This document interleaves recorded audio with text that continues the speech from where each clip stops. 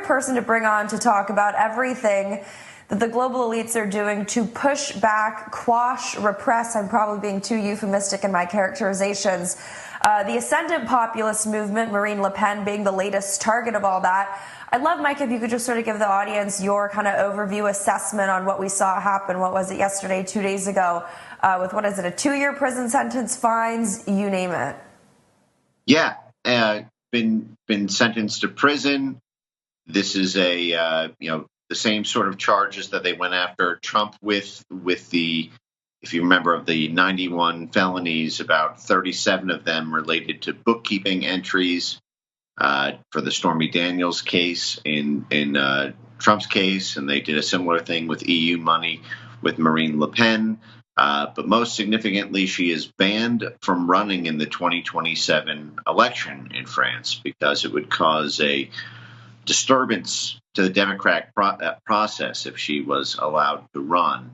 Now, significantly, Marine Le Pen is 11 points ahead in the current early opinion polls for the 2027 election. So she is by far the most likely to win the election in 2027 in France, where the election held today. And so if you can't if you can't beat them, ban them. That's basically where we are right now in France, which is the same strategy that the blob, the foreign policy establishment, has taken with every major populist party. It seems that they can't beat, they seek to ban. They obviously tried to do that to Trump. They're doing that with Bolsonaro, with him under indictment and possibly prison, if the same goes with Marine Le Pen there in Brazil. You saw the same thing happen to Imran Khan in Pakistan. You saw the same prosecution of Matteo Salvini in Italy. You saw this happening right now with the AfD party in Germany, where Thierry Breton from the EU Commission has said that we may have to do the same to Germany as we did to Romania. And what did they do in Romania? They canceled that election as soon as Kalin Georgescu, the populist candidate, won the first round. They then canceled the election, and then they have put him under criminal indictment, where he may soon be in prison as well. So what we're seeing right now is basically the culmination of a special project that started off by NATO in the early 1990s when they were seeking to shore up control over Central and Eastern Europe. We instituted these rule of law programs, anti-corruption programs, and sought to actually control the judiciary and the court systems in all these post-Soviet countries that were liberated after we won the Cold War.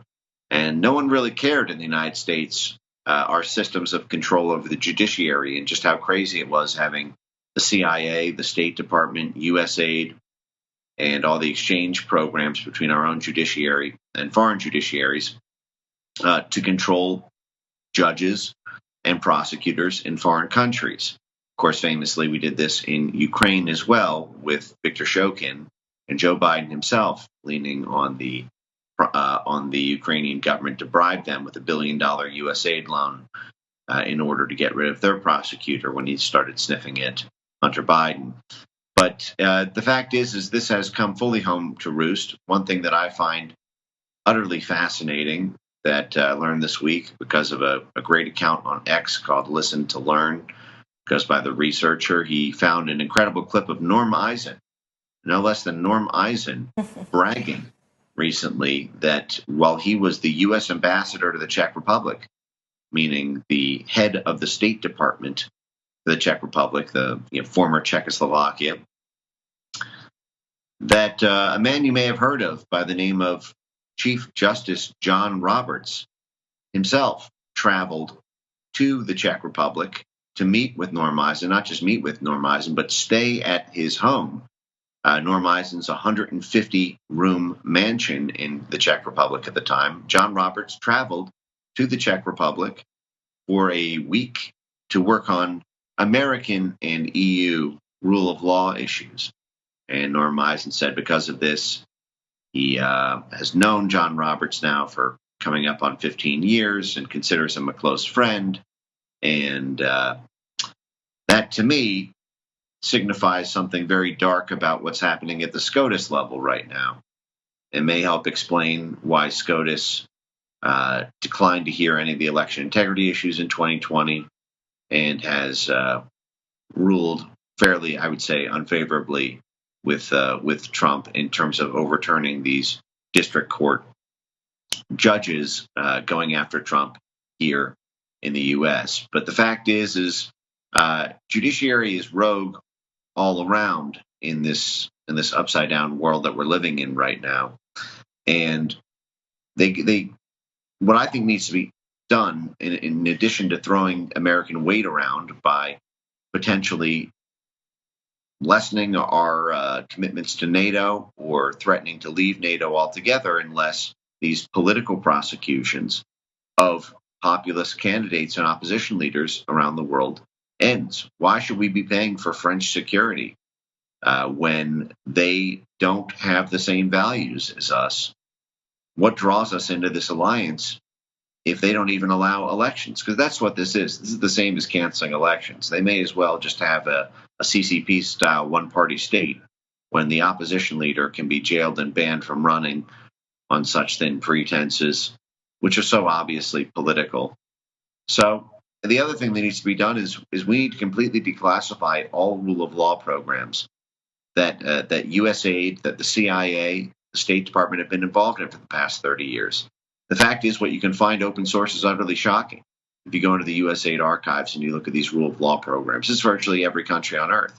And we've been playing around in the French elections for coming up on 70 years, between the CIA interference in the labor groups in 1950s in France, between the CIA overthrow of Charles de Gaulle effectively and attempted assassinations on Charles de Gaulle in the 1960s.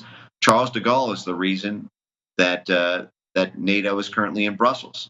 NATO started off as being in Paris, but then Charles de Gaulle had France temporarily leave NATO's integrated military command. What is Marine Le Pen running on? She announced this previously, that if she wins, she wants France to leave NATO's integrated military command. Well, that's what led to multiple assassination attempts on Charles de Gaulle, including, it says it's been declassified, CIA assistance to those groups in the 1960s. Well, the CIA is going after Marine Le Pen here as well. We've covered this before, but the Atlantic Council with 7 CIA directors on its board in 2018 led a whole campaign to stop Marine Le Pen, even put Jack Posobiec and WikiLeaks on its front cover of its Defending Democracy Against Disinformation pamphlet about the Macron leaks, because they favored Le Pen and they were going after U.S. citizens for supporting Le Pen. The Pentagon-funded, State Department-funded, USAID-funded, NED-funded Atlantic Council. So the tentacles go very deep here. The last thing I'll say on this France issue is the JFK files just revealed something very stunning about our statecraft in France. There's an incredible section in the Arthur Schlesinger 15-page memo called CIA Reorganization, which talks about how the State Department's political affairs section, which is the State Department's meddling in the internal politics of every country on earth, that in the political section of the U.S. Embassy in Paris, in France, 75% of the political of the State Department staffers in the political section in the U.S. Embassy in Paris were actually undercover CIA. 75% who said that they were at the State Department doing overt diplomacy were actually doing covert cloak and dagger political meddling work in France, and that the State Department had lost control over its influence on individuals in France because the CIA had dominated and monopolized its contacts, including with the head of the French Parliament, the National Assembly. The State Department, the ambassador, couldn't even make contact with folks like that because the CIA monopolized it. Well, if it was 75% of it in if there was an independent policy being set by a rogue CIA and now USAID faction in Paris in the 1960s, how much is that proportion now? And by the way, who is the head of the political section of the State Department during the Biden administration. It was no less than Victoria Nuland. Mike, obviously we follow the money here in the war room, and I think the overlap, the pattern recognition between the forces that are funding it abroad and here at home is the variable that we've latched onto to sort of, I think, make our rather convincing case that this is all interconnected. You bring up the personnel front, the agency funding, but bring it home. We've only got about 2 minutes, but how are you seeing this now sort of manifest or metastasize with today's Democratic Party, their efforts to sort of resist against Trump 2.0?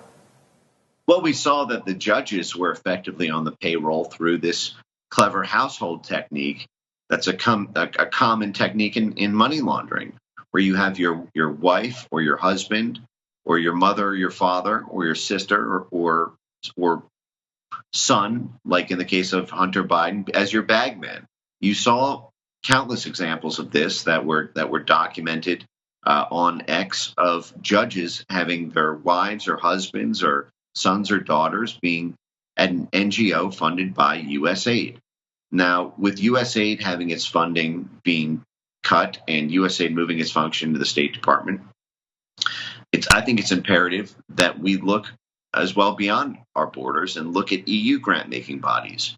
NATO has grants, the EU has grants, and this attempt to stop Trump is very much a transatlantic one. There is no daylight between the rogue elements within the U.S., the out-of-power elements from the censors in exile to the Lawfare mafia from Norm Eisen and Mark Elias, and their transatlantic partners. Norm Eisen himself was the co-head of something called the Transatlantic Democracy Working Group.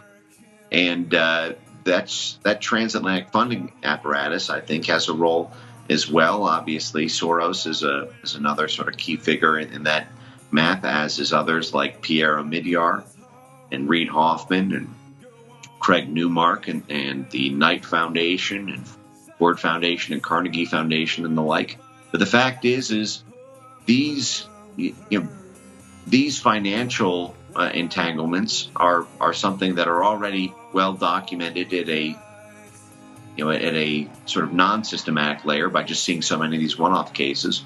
But I also think that groups like Fair and Just Prosecution that coach the prosecutors need to be evaluated as well. And frankly, anyone who makes contact with those shouldn't be eligible for government grants or contracts. Much more than just a subcommittee hearing on the judiciary. Mike Benz, if people want to follow you, stay up to date with your truly wonderful ahead of the curve work, where can they go to do that? Best place is on X at Mike Benz Cyber.